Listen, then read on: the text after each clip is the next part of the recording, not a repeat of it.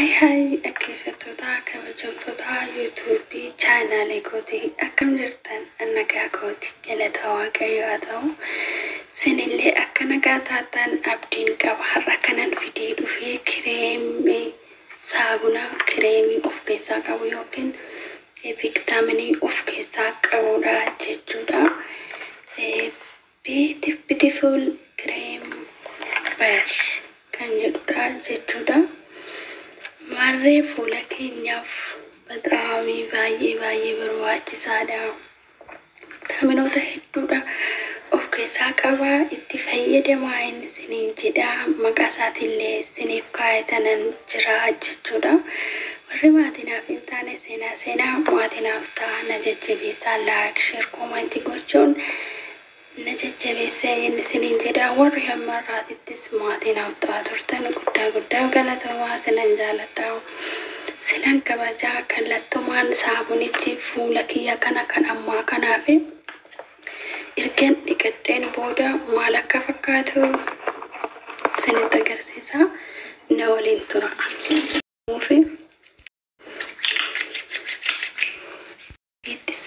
Sirriitti nu qulqulleessa.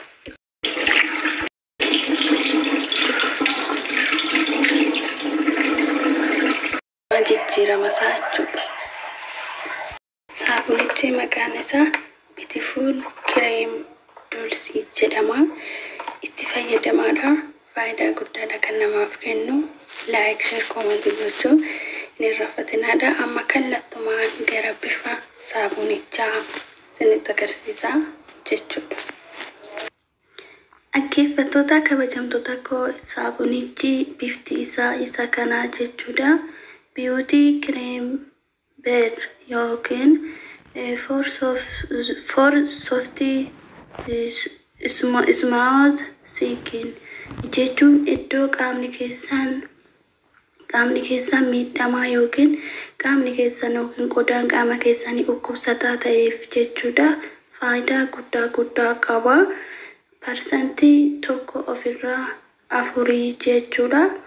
Qaama keessan fuula isaa ta'uu naafa keessan illee dhiqachuudhaaf illee haa ta'u saabunaan kun faayidaa guddaa qaba. Ijoolleen Beerut keessa jirtan immoo gatii saamunichaa birrii 6 dura garuu birrii 2 shilingii ture. Inni itti fayyadamaadha. Baay'ee faayidaa guddaa qaba. Kireemota garagaraati kan of keessaa qabu jechuudha. Itoophiyaattis ni argama. Duras fayyadamaa wantan ture Dulce jechuudha.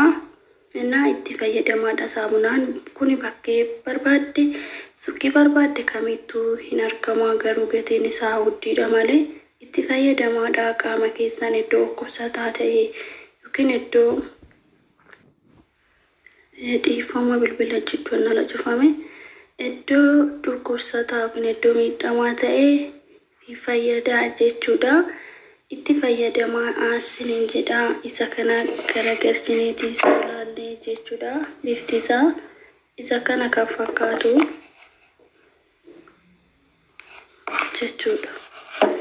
Inni like share comment gochuu na jajjabeessuu hin irrafatinaadha. Ijoolleen afaan Amaariffaatis ijoolleen afaan Oromoottis warri beektan afaan lamaanii hundaan dubbadha. Oromoo qofa kan beekan Amaaraa Oromoo kan hin beekne hin jiru goddanyoonni kee waan ta'eef በአማርኛ ማውራት ነው የምፈልገው። በኦሮምኛም በአማርኛም ፍቺው ያው ነው ማለት ነው። እና ይሄ ሳሙና በጣም ጥቅም አለው። ተጠቀሙበት። ለፊታችሁ ለአካላታችሁ የታመሙበት ቦታ ቆዳ ምናምን ካለ ማለት በጣም አሪፍ ነው። ተጠቀሙበት። ቢዩቲፉል ክሬም ይባላል። የተለያየ ሱቆች ላይ ይገኛል። ኢትዮጵያዊም ቢሆንም ውጭ ሀገር ቢሆንም ተጠቀሙበት።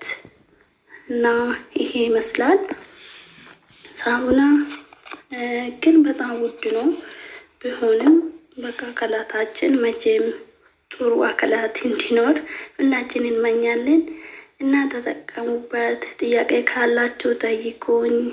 እና ዛሬ የሰራሁት ቪዲዮ ይሄ ይመስላል። በሌላ ቪዲዮ ተመልሼ እስከምመጣው እስከዛ ባይ ባይ።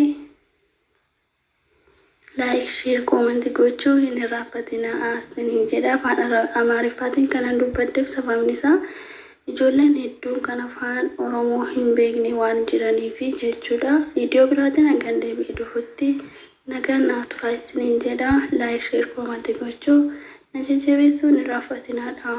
Baay baay.